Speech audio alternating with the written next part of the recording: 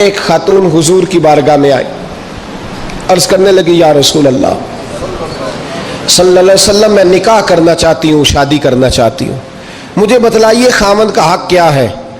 اگر تو میں ادا کر سکتی ہوں تو میں نکاح کروں، ورنہ میں اس کام سے بچوں۔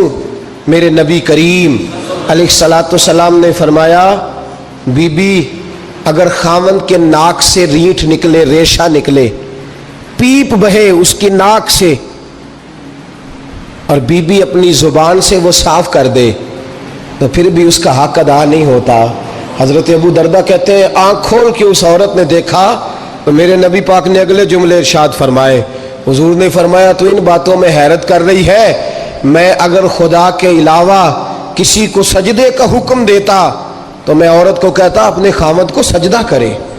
امام غزالی حدیث لائے ہیں، ایک خاوند گھر سے نکلا ہے تو بیوی کو کہہ گیا ہے جب تک میں واپس نہ لوٹوں گھر سے نہ نکلنا۔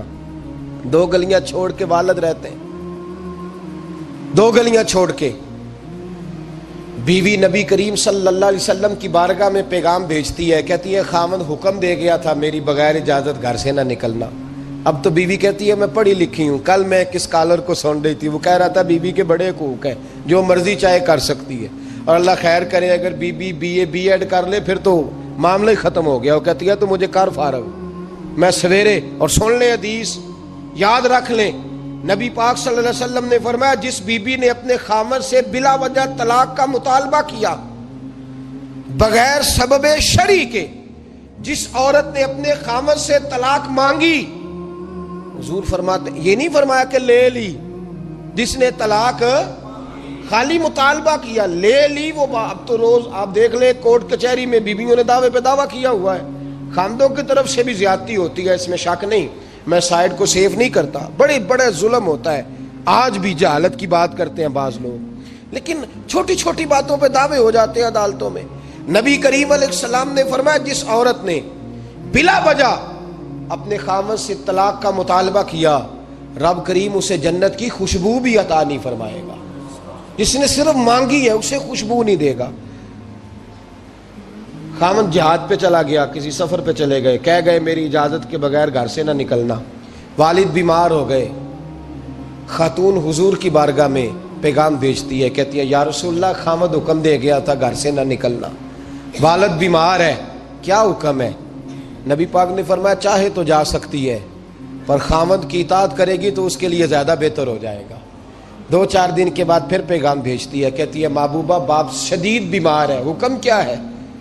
نبی پاک علیہ الصلوۃ والسلام نے فرمایا چاہے تو جا سکتی ہے، کیونکہ حضور شارع ہے نا، مختار ہے شرعی معاملات میں، کسی کو چاہے تو کسی چیز کی بھی اجازت عطا فرما سکتے ہیں۔ فرمایا میں اجازت دیتا ہوں جا سکتی ہے، پر خاوند کی اطاعت میں رہے گی تو اس کے لیے بہتر۔ حد ہو گئی بھائیو، حد ہو گئی۔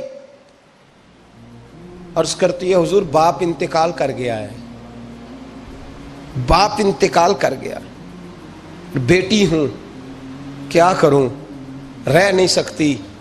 حضور نے فرمایا میں اجازت دیتا ہوں چلی جائے، پر خاوند کی فرما برداری کرے گی تو بہتر ہو جائے گا۔ صحابہ کہتے ہیں پہلے وہ پیغام بھیجتی تھی، جب باپ کا انتقال ہوا تو اس شام مصطفیٰ نے پیغام بھیجا، فرمایا پتہ کرو گئی تو نہیں، پتہ کرو گئی تو نہیں۔ صحابی نے واپس آ کے عرض کی حضور کوئی نہیں گئی۔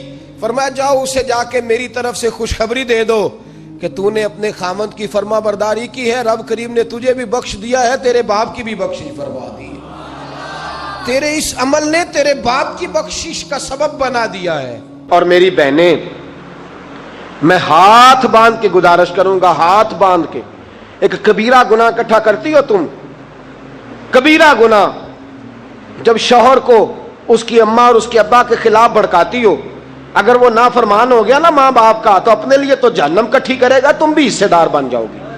خدا را اس بات سے پرہیز کرو، کبھی بھی اس کے ماں باپ کے خلاف نہ بھڑکاؤ۔ اگر خدا نہ خواستہ ماں باپ کا نافرمان ہو گیا تمہارے کہنے پر تو تم اپنے لیے دوزخ کٹھی کر لو گی، اس لیے کہ رضا اللہ فی رضا الوالد، سخط اللہ فی سخط الوالد، جس کا باپ راضی ہے اسی کا رب راضی ہے، اور جس کا باپ ناراض ہے اس کا رب ناراض ہے۔ تو خبردار تم نہ اس کام میں حصے دار بننا۔ اور میرے حضرت صاحب فرمایا کرتے ہیں میرے صاحب فرماتے ہیں، آپ فرماتے ہیں یاد رکھے جو بیٹی جو بہو اپنے سسرال والوں کی خدمت گزار رہے اور جو بیٹا اپنے سسرال والوں کا خدمت گزار رہے، فرماتے ہیں میں وعدہ کرتا ہوں کہ اس کی اولادیں اس کی فرما بردار رہیں گی، اس کی اولادیں، اس کے بہو، اس کے داماد اس کے فرما بردار رہیں گے، اپنے ماں باپ کی نوکری بیکار اور اپنے سسرال والوں کی، اس لیے کہ حضور نے فرمایا سسر بھی باپ ہوتا ہے اور ساس بھی۔ تو ماں بتائے نا، جو ماں ہوتی ہے وہ کبھی بیٹے کا عیب بیان کرتی ہے؟ اس کے لب پہ آتا ہے؟ تو ماں باننا تجھے اللہ کے رسول نے تو باپ بان، باپ تو عیب چھپایا کرتا ہے، کبھی بیان بھی کیا کرتا ہے۔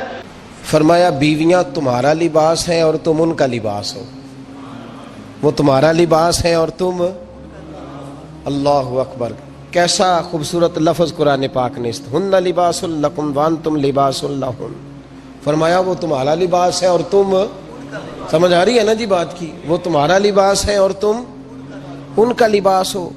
تین خوبیاں تو ہر لباس میں ہوتی ہیں، تین چیزوں کے لیے لباس پہنا جاتا ہے، تین چیزیں، تین قسم کی آسائشیں لباس میں پائی جاتی ہیں، اس پر تو تمام مفسرین کا اتفاق ہے۔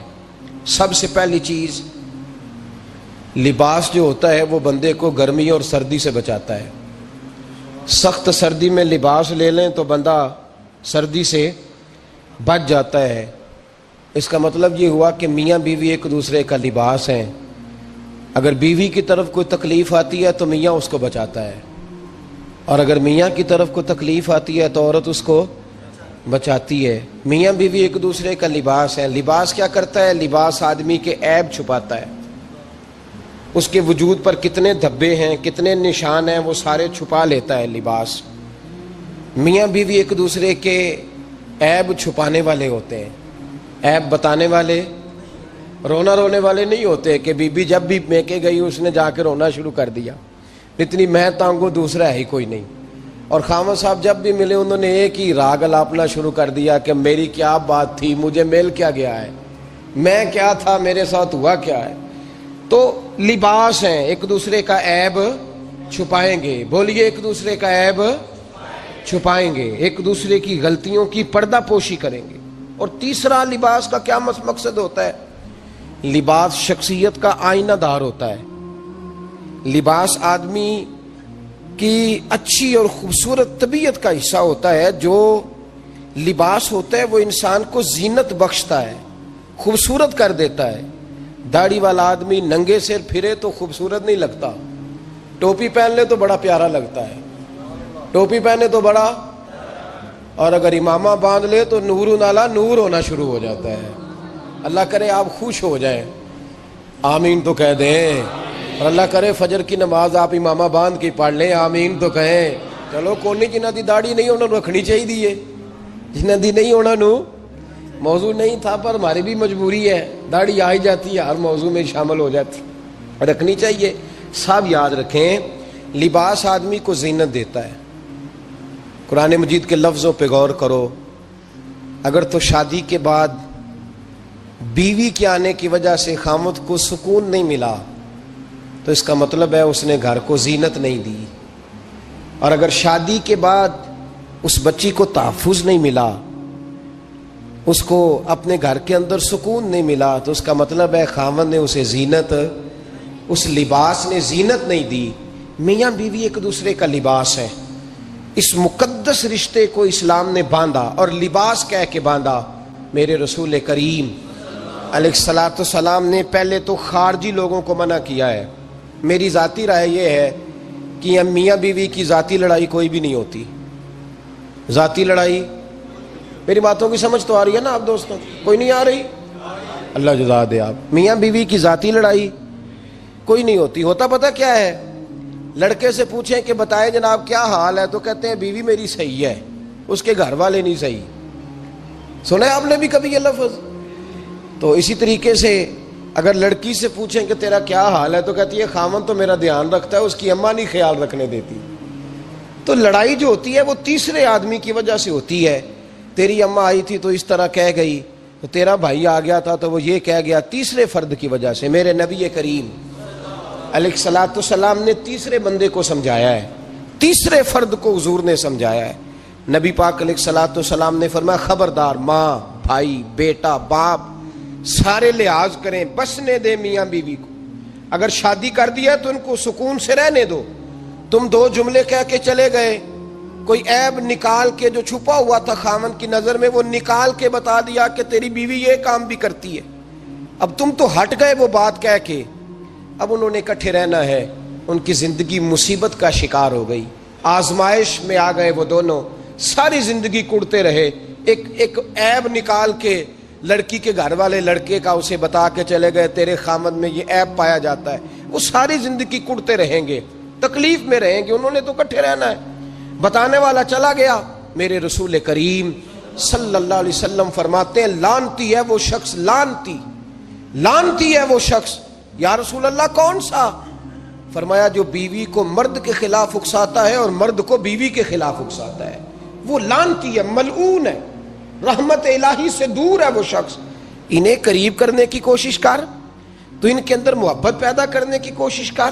میرے نبی کریم علیہ الصلوۃ والسلام نے جب حضرت سیدہ فاطمہ الزہرا رضی اللہ تعالی عنہا اور جناب سیدنا علی المرتضیٰ رضی اللہ تعالی عنہ کی شادی کی تو نبی پاک نے دونوں کے سر جوڑے اور دونوں کے درمیان محبت کی دعا فرمائی. دونوں کے درمیان محبت کی دعا فرمائی. اور نبی پاک صلی اللہ علیہ وسلم حضرت فاطمہ کے سامنے جناب علی کے فضائل بیان فرماتے تھے, اور جناب علی آتے تو نبی پاک فرماتے فاطمہ تو میرے وجود کا حصہ ہے, وہ تو میرے جگر کا ٹکڑا ہے. تو ان دونوں کے درمیان الفت پیدا. یہ سب سے پہلے تو خارجی لوگ اس بات کا خیال کریں, سب سے پہلے تو خارجی لوگ خیال کریں, توجہ دیں کہ ان کو بکھرنے سے بچائیں. اب میاں بیوی بھی سمجھ لیں کہ ہماری ذمہ داریاں کیا ہیں. مسند امام احمد بن حنبل میں حضرت ابو درداء رضی اللہ تعالیٰ عنہ سے حدیث مروی ہے, نبی کریم صلی اللہ علیہ وسلم کی بارگاہ میں ایک خاتون نے آ کے عرض کیا یا رسول اللہ صلی اللہ علیہ وسلم مجھے بتلائیے خاوند کا حق کیا ہے. یہ جو حدیث سنانے لگا ہوں نا, یہ بیٹی کو سنانی ہے جا کے, یہ ٹیلی فون کر کے بہن کو سنانی ہے, صرف بیوی کو سنانے کی نہیں ہوتی یہ چیزیں. یہ حدیث بیٹی کو سمجھائیں, بہن کو سمجھائیں, ان لوگوں کو سمجھائیں تاکہ, اور یہ یاد رکھیں خاوند کے حقوق اگر بچی کے گھر والے اسے سکھائیں نا تو اس کی سمجھ میں جلدی آ جائیں گے, اور بیوی کے حقوق اگر خاوند کے گھر والے اس کو سمجھائیں تو اس کی سمجھ میں بات جلدی آئے گی. وہ خیر خواہ سمجھتے ہیں اپنے رشتہ داروں. یہ والی حدیثیں ان لوگوں کو سنانی چاہیے جن لوگوں کا بچہ ہے یا بچی ہے. متعلقہ آدمی حقوق بیان کرے. جب متبادل چیز کسی کے سامنے آتی ہے تو وہ کئی دفعہ سمجھتے ہیں کہ خلوص اس میں پورا نہیں پایا جاتا. حضرت ابو درداء رضی اللہ تعالیٰ عنہ فرماتے ہیں ایک خاتون حضور کی بارگاہ میں آئی, عرض کرنے لگی یا رسول اللہ صلی اللہ علیہ وسلم میں نکاح کرنا چاہتی ہوں, شادی کرنا چاہتی ہوں, مجھے بتلائیے خاوند کا حق کیا ہے. اگر تو میں ادا کر سکتی ہوں تو میں نکاح کروں, ورنہ میں اس کام سے بچوں. میرے نبی کریم علیہ الصلوۃ والسلام نے فرمایا بی بی اگر خاوند کے ناک سے رینٹ نکلے, ریشہ نکلے, پیپ بہے اس کی ناک سے, اور بی بی اپنی زبان سے وہ صاف کر دے تو پھر بھی اس کا حق ادا نہیں ہوتا. حضرت ابو درداء کہتے ہیں آنکھ کھول کے اس عورت نے دیکھا تو میرے نبی پاک نے اگلے جملے ارشاد فرمائے. حضور نے فرمایا تو ان باتوں میں حیرت کر رہی ہے, میں اگر خدا کے علاوہ کسی کو سجدے کا حکم دیتا تو میں عورت کو کہتا اپنے خاوند کو سجدہ کرے, میں اس کو کہتا یہ کام کرے. میرے رسول کریم علیہ الصلوۃ والسلام نے حقوق کا تعین فرمایا, حقوق کا تعین فرمایا. اور نبی کریم صلی اللہ علیہ وسلم نے فرمایا جو عورت اس حال میں مر گئی, اس حال میں دنیا سے گئی کہ اس کا خاوند اس سے راضی تھا, اس کا شوہر اس سے راضی تھا, اس کا گھر والا اس سے مطمئن تھا, تو میرے نبی پاک فرماتے ہیں جب دنیا سے جائے گی تو رب کریم جنت کا دروازہ کھول کے فوراً ہی جنت میں داخل فرما دے گا.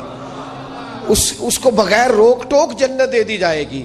شرط یہ ہے کہ وہ جب دنیا سے جائے تو اس حال میں جائے کہ اس کا خامد اس سے شکوے نہ کرتی پھرے, شکایتیں نہ کرتی پھرے, شکایتیں نہ کرے.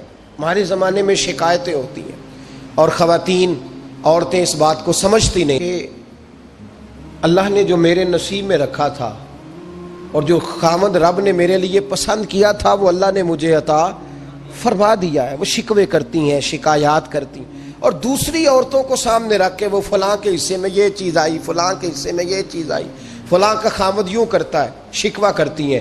میرے رسول پاک علیہ السلام نے فرمایا عورتیں کثرت سے جہنم میں جائیں گی، کثرت سے۔ تو ایک صحابی رو پڑے، ایک حدیث میں لفظ یہ ہے رو پڑے، عرض کرنے لگے یا رسول اللہ وہ ہماری مائیں بھی ہیں، بیٹیاں بھی ہیں، بہنیں بھی، حضور جہنم میں جائیں گی؟ نبی پاک صلی اللہ علیہ وسلم نے فرمایا ایک تو وہ عیب جوئی کرتی ہیں، غیبتیں کرتی ہیں، دوسرا رب کا شکر ادا نہیں کرتی، اور تیسرا فرمایا اپنے خامن کا بھی شکریہ ادا نہیں کرتی، بات بات پہ ناشکری کرتی ہیں، بات بات پہ ناشکری کرتی، اس سبب سے جہنم میں جائیں گے۔ عورت کے حقوق کا تعین فرمایا، اور ساتھ ہی میرے رسول پاک علیہ السلام نے مرد کی طرف توجہ فرمائی، اور کیا خوبصورت لفظ ارشاد فرمایا تم میں ہر آدمی اپنے آپ کو اچھا سمجھتا اور اچھا کہتا ہے، ہر آدمی کہتا ہے، لیکن کوئی اگر مجھے آ کے پوچھے گا کہ محبوب آپ کی امت میں اچھا کون ہے، تو حضور فرماتے ہیں میں اسے اچھا سمجھوں گا جو اپنے گھر والوں کے حق میں اچھا ہے، جو اپنی بیوی خیرکم لأہلہ، تم میں سے بہترین وہ ہے جو اپنے گھر والوں کے لیے اچھا ہے۔ اور فرمایا جاؤ میرے گھر جا کے پوچھ لو وانا خیرکم لأہلہ، میں تم سب سے زیادہ بڑھ کر اپنے گھر والوں کے لیے اچھا ہوں، تم میں بہترین وہ ہے جو اپنے گھر والوں کے لیے، بال بچوں کے لیے، بیوی کے لیے اچھا ہے۔ رسول کریم علیہ السلام نے خامن کو حکم دیا اور ارشاد فرمایا کہ عورت ٹیڑھی لکڑی ہے، بیچاری کو اللہ نے عقل پوری نہیں دی۔ ایک بچہ چھوٹا ہوتا ہے، ہمیں پتہ ہوتا ہے کہ اس کا شعور پورا نہیں، اگر کوئی غلطی کرے تو کیا اسے نکال دیا جاتا ہے گھر سے؟ بولے، چھوٹا بچہ ہے، وہ کئی دفعہ بڑا نقصان کر دیتا ہے، آپ کیا کہتے ہیں؟ اسے مارتے ہیں، کلاڑی لے آتے ہیں اس کے لیے؟ اس طرح کرنا چاہیے، اس کے ابے کو بلا لینا چاہیے، بےزتی کرنی چاہیے پنچایت میں بٹھا کے کہ یہ غلطی کی ہے تیرے بچے نے۔ بھائی دادا یہ کام کرتا ہے؟ بولے نا، کیوں نہیں کرتا؟ وہ کہتا ہے ہمارا بچہ نہ سمجھ ہے، اپنا پوتا ہے، ہمارا اپنا ہے، اگر ہم اس کا ایپ باہر نکالیں گے تو بڑا کام غلط ہو جائے۔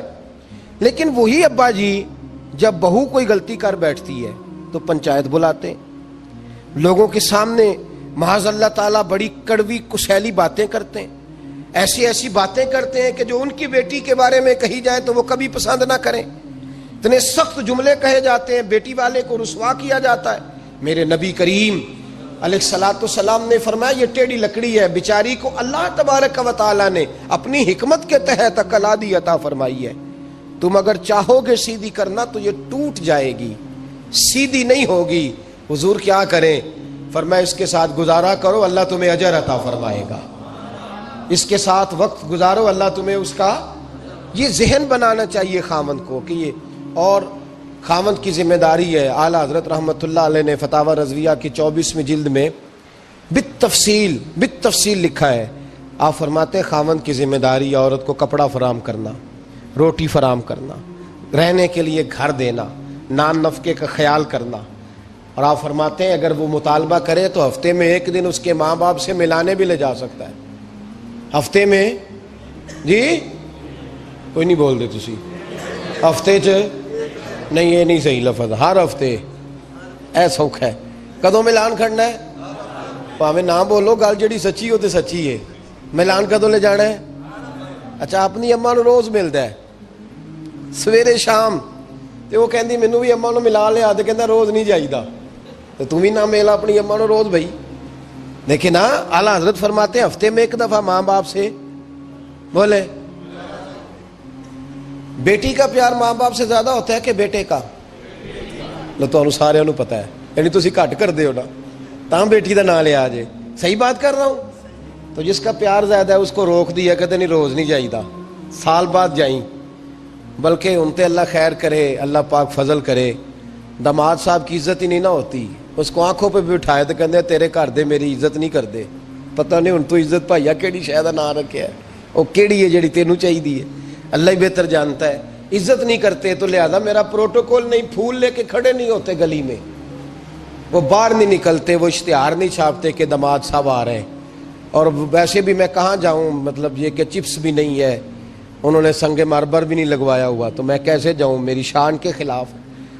اعلیٰ حضرت فرماتے ہیں ہر ہفتے وہ بیٹی جو ہے، تو بیٹیاں بیٹیاں ہوتی ہیں، اور یہ تو اس دن پتہ چلتا ہے نا جب اپنی بیٹی بندہ ڈولی میں ڈالتا ہے، پھر پتہ چلتا ہے کہ دل کرتا ہے ہر ہفتے اس کو ملنے کو، دل کرتا ہے کہ وہ آئے، چہرہ دکھائے، ایک دفعہ مل جائے، ہر ہفتے اس کو ملوانے لے کے جائے، اس کی غلطیاں معاف کرے، اس کے عیبوں پہ پردہ ڈالے، اس کی کوتاہیوں کا خیال کرے، اس سے درگزر کرے۔ میرے نبی کریم صلی اللہ علیہ وسلم نے فرمایا میں اپنی امت کو حکم دیتا ہوں کہ اپنی بیوی سے بغض نہ پالنا، بغض نہ پیدا کرنا، کوئی غلطی کرے تو بغض نہ پیدا کرنا، بغض نہ رکھ لینا سینے میں کہ تو ہے ہی ایسی، تو ہے ہی، بغض نہ پالنا۔ اور کیا خوبصورت لفظ ہیں حضرت خدیجۃ الکبریٰ کے سرتاج کے، اور کیا لفظ ہیں جناب سیدہ آمنہ کے لال کے۔ میرے نبی پاک فرمانے لگے اگر تمہیں اپنی بیوی کی کوئی عادت ناپسند ہے تو غور کر لو، ڈھونڈ لو، اس میں ایسی بھی عادت تمہیں ضرور مل جائے گی جو تمہیں بڑی پسند ہوگی۔ ڈھونڈ لو، غور کر لو، مل جائے گی، کوئی ایسی بھی مل جائے گی جو تمہیں بڑی پسند ہوگی، وہ بھی تمہیں مل جائے گی۔ ڈھونڈو تو صحیح، تلاش تو کرو، بغض کی اینک نہ لگانا، بغض کی اینک لگا کے دیکھو گے تو کچھ نہیں ملے گا۔ نبی رحمت سید عالم صلی اللہ علیہ وسلم، پہلی بات یہ ہے کہ اللہ کے حبیب نے تعین فرمایا، اور پھر عملی طور پر حضور نے وہ چیزیں کر کے دکھائیں